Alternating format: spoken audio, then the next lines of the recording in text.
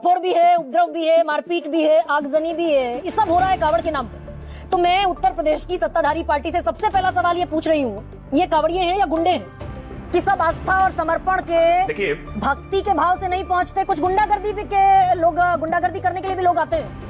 अरे बाप रे, ये तो धोती खोल रहा है। और मुझे लगता है कि ताजिया के जुलूस में अभी जो पिछले दिनों में हमने देखा है, देश भर में जगह जगह उपद्रव हुए हैं। सामूहिक तौर पर किस तरह से पाकिस्तान के समर्थन में नारे लगाए गए हैं, मंदिरों के सामने प्रदर्शन किए गए और हिंसक घटनाएं हुई है। इसके बाद भी इस तरह की बातें कही जाएंगी क्या?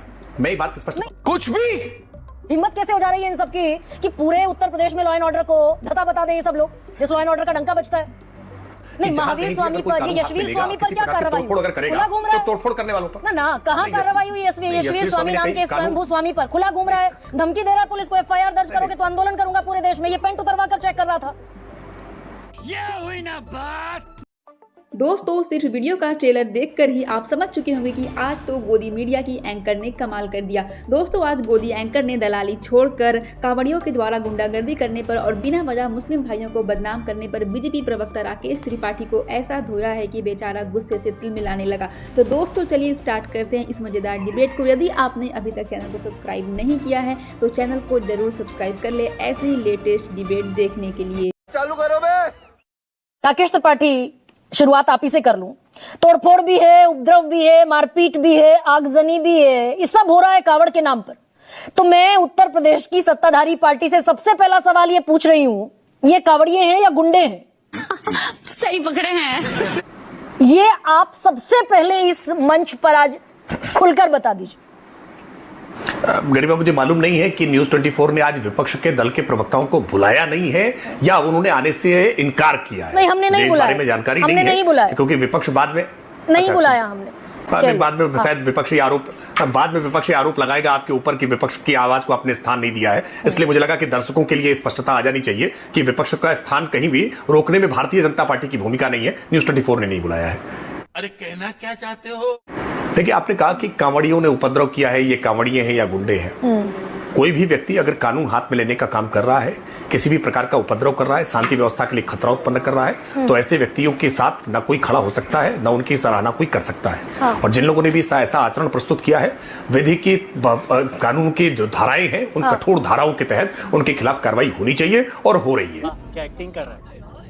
वाह, क्या एक्टिंग। नहीं, ये कावड़ियों के बेस में कुछ गुंडा तत्व भी चले आते हैं ना, ये तो राकेश जी मानेंगे आज कि सब आस्था और समर्पण के, देखिए, भक्ति के भाव से नहीं पहुंचते। कुछ गुंडागर्दी भी के लोग, गुंडागर्दी करने के लिए भी लोग आते हैं। अरे बाप रे, ये तो धोती खोल रहा है। देखिए, कुछ असामाजिक तत्व, कुछ अराजक तत्व, हमेशा कोई भी अच्छा कार्य हो रहा होता है तो उसको बदनाम करने के लिए, उसको में विघ्न डालने के लिए इस प्रकार की चेष्टाएं करते हैं। और मुझे लगता है कि ताजिया के जुलूस में अभी जो पिछले दिनों में हमने देखा है, देश भर में जगह जगह उपद्रव हुए हैं। सामूहिक तौर पर किस तरह से पाकिस्तान के समर्थन में नारे लगाए गए हैं, मंदिरों के सामने प्रदर्शन किए गए और हिंसक घटनाएं हुई है। इसके बाद भी इस तरह की बातें कही जाएंगी क्या? मैं ये बात, अच्छा, हमको सिखा रिया है। नहीं, उत्तर प्रदेश की सरकार तो इतनी अलर्ट है कावड़ियों की सुरक्षा को लेकर। योगी आदित्यनाथ ने खुद हवाई सर्वेक्षण किए। इतनी सुपर अलर्टनेस में भी, जब मैं कह रही हूँ कि कई लाख पुलिसकर्मियों की फौज है सड़क पर, हिम्मत कैसे हो जा रही है इन सबकी कि पूरे उत्तर प्रदेश में लॉ एंड ऑर्डर को धता बता दें ये सब लोग, जिस लॉ एंड ऑर्डर का डंका बजता है। ये हुई ना बात। नहीं, इसी एक घटना के आधार पर उत्तर प्रदेश की कानून व्यवस्था धता बता दिया है या देश भर में अब कांवड़िए उपद्रव कर रहे हैं, ऐसा नैरेटिव बनाना ठीक नहीं है। बहुत संघर्ष का, बहुत साधना का, बहुत भावना के साथ, आस्था के साथ लोग सैकड़ों किलोमीटर तक की यात्रा करते हैं, नंगे पांव करते हैं, पैरों में छाले होते हैं और एक भाव होता है कि हम अपने महादेव पर अपना ये जल का ले जाकर के अभिषेक करेंगे। और बहुत सारे ऐसे भी दृश्य आपने देखे होंगे। एक दृश्य मैं आज देख रहा था कि किसी कांवड़िए की कांवड़ खंडित हो गई किसी कारण से, बहुत भावुक होकर के घंटों वो सड़क पर लेट करके रोता रहा, क्योंकि उसके लिए उसकी भावना से जुड़ा हुआ मामला है। तो इसलिए कांवड़ियों की इस भावना को जनरलाइज करके ये कह देना कि कांवड़ लेकर के जाने वाले लोग उपद्रव करते हैं या कांवड़िए उपद्रवी हैं, कांवड़िए गुंडे हैं, मुझे लगता है ये शब्द ठीक नहीं है। जिन लोगों ने भी हिंसा करने का काम किया है, जिन्होंने भी कानून हाथ में लेने का काम किया है। पूछ रही हूँ आपसे, मैं सिर्फ ये पूछ रही हूँ कि पिछले 5 दिन में, सिर्फ 5 दिन में पिछले अगर 9 घटनाएं 8 घटनाएं ऐसी हो जाएं कि ये गाड़ी पलट दी जाए, भाई सीसीटीवी तो आपने लगाए हैं, वहां कांस्टेबल भी है, हेड कांस्टेबल भी है, गजेटेड ऑफिसर भी है, स्कॉर्पियो पलटने की कवायद है और फिर उसके शीशे तोड़ दिए जाए, मुसलमान फैमिली को निकालकर खींचकर गाड़ी से बाहर पीटा जाए, फौज कर क्या रही है आपकी? देखिए गरिमा जी, जब लंबी संख्या में समूह और लंबी दूरी तक यात्रा कर रहा होता है, हर सेकंड पर, हर मिनट पर, हर मीटर पर निगरानी कर पाना बहुत स्वाभाविक तौर पर व्यवहारिक नहीं है। लेकिन फिर भी उसके बावजूद कहीं पर भी कोई घटना घटित हुई है तो सरकार ने भी उस बात की जवाबदेही को समझा है और ऐसे लोगों को चिन्हित करके उनके खिलाफ ठोस कठोर कार्रवाइयां भी कर रहे हैं। और स्पष्ट तौर पर आपके चैनल के माध्यम से देख रहे दर्शकों को स्पष्ट तौर पर बता भी रहा हूं नहीं, महावीर स्वामी पर, ये यशवीर स्वामी पर क्या कार्रवाई तोड़फोड़ अगर करेगा तो तोड़फोड़ करने वालों पर ना कहां कार्रवाई हुई? यशवीर स्वामी नाम के स्वयंभू स्वामी पर खुला घूम रहा है, धमकी दे रहा है पुलिस को, एफआईआर दर्ज करोगे तो आंदोलन करूंगा पूरे देश में। ये पेंट उतरवा कर चेक कर रहा था। बेशर्मो शर्म करो, शर्म। नहीं, पैंट उतार के चेक कर रहा था, ये बात आप घोषित कर रही है क्या? आपने इन्वेस्टिगेशन पूरी की है क्या? भाई आपकी आपने इस पुलिस बात की वहां जानकारी पहुंची जुटा ली है ना? क्या कि पैंट उतारी गई है? आपकी पुलिस वहां पहुंची, पैंट उतारी गई इस बात का बाकायदा जिनके साथ घटना हुई उन्होंने आरोप लगाया। अरे आरोपियों ने आरोप लगाया, नहीं आरोपियों ने आरोप लगाया, उसके परीक्षण में बहुत सारी बातें टीवी चैनल्स पर कैमरे पर आकर के बहुत सारे लोगों ने स्वीकार किया है कि नहीं भाई किसी ने पैंट नहीं उतारी है। ये बात भी स्वीकार की गई। और जिसकी पैंट उतारी जाने का आरोप लगाया जा रहा था ना, उसका असली नाम तजम्मुल था। वो तजम्मुल तो अपना नाम नहीं, वो पूरी बात सुनी सुनती है। मैं अग्री करती हूँ आपसे राकेश जी। नहीं, ये हिम्मत कैसे हुई यशवीर स्वामी की कि 500 लोगों की फौज बनाकर वो ढाबों में पहुंचता है, होटल्स में पहुंचता है, दुकानों में पहुंचता है? कैसे हिम्मत हो जा रही है ये बगैर प्रशासन के?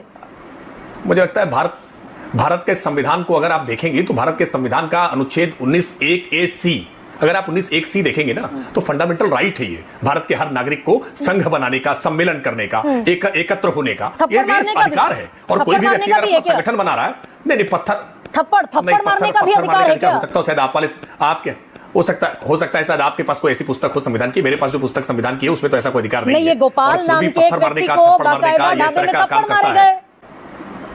नहीं, उसका नाम गोपाल भी नहीं है। आपके पास जानकारी अधूरी है। मैं इसलिए कह रहा हूं गरिमा जी, मुझे लग रहा है आपके न्यूज़ 24 के रिपोर्टर शायद ग्राउंड रिपोर्ट ठीक से भेजते नहीं। चलिए अशरफ है, मैं कहती हूं। अरे भाई एक सेकंड, अपना नाम गोपाल बताया था ना, अशरफ है तो यशवीर स्वामी ढाबे में पहुंचेगा और अशरफ को थप्पड़ मारेगा। अब आए ना लाइन पे।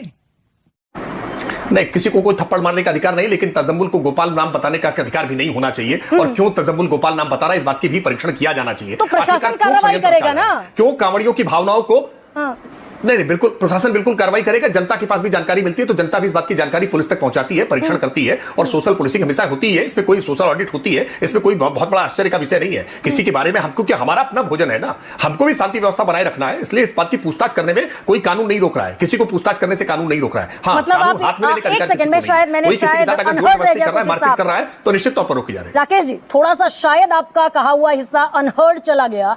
आप ये कह रहे हैं कि यशवीर स्वामी जैसे लोगों को भी ये कार्रवाई करने का इख्तियार है, कहीं भी जाकर पूछताछ करें, चेकिंग करना शुरू कर दें? नहीं, पूछताछ करने के अधिकार तो सबके पास सुरक्षित है। आप भी पूछताछ कर सकती हैं, आप भी पूछना चाहें तो पूछ सकती हैं। बहुत सारे सवाल आप पूछ रही हैं ना इसी अधिकार से, आपके पास भी अधिकार है। आप भी एक सवाल, ये क्या बात करता है यार? सवाल पूछने का अधिकार तो भारत में सबको है ना। अच्छा। लेकिन सवाल का जवाब नहीं देंगे तो उसके लिए पिटाई करने का अधिकार किसी को नहीं है। अच्छा, कोई नहीं पीट सकता है ना, आप मुझे कोई अपशब्द कह सकती है ना पीट सकती है सवाल पूछने पर। ये अधिकार किसी को नहीं मिला है। और मैं इसलिए कह रहा हूं, यशवीर स्वामी के खिलाफ जो शिकायत आई थी उस शिकायत को उत्तर प्रदेश की पुलिस ने परीक्षण के लिए उनको नोटिस भी दिया है, उनका जवाब भी लेकर के। और अगर कोई इंग्रेडिएंट्स मिलते हैं, कोई इस बात की साक्ष्य मिलते हैं कि उन्होंने कानून का उल्लंघन किया है तो निश्चित तौर पर कार्रवाई होगी। नहीं तो इतनी एक्टिव प्रोएक्टिव गवर्नमेंट है, इतना प्रोएक्टिव गवर्नेंस है, लॉ एंड ऑर्डर है, 13 दिन हो गए इस बात को, तो 12-13 दिन बीत गए। अब कितनी देर के नहीं, अब इन्वेस्टिगेशन कितने दिन में होगी ये सब बातें भी तय कर देंगे क्या? इन्वेस्टिगेशन के लिए नहीं, मैं नहीं तय करूंगी, ये तो आप दावा करते हैं। इसके पास बहुत सारे आप दावा करते हैं उत्तर प्रदेश में हुड़दंगी बर्दाश्त नहीं होंगे, योगी आदित्यनाथ कहते हैं। तो अगर महावीर स्वामी, ये यशवीर स्वामी की इन्वेस्टिगेशन होनी थी तो 13 दिन लग गए इस इन्वेस्टिगेशन। 7 करोड़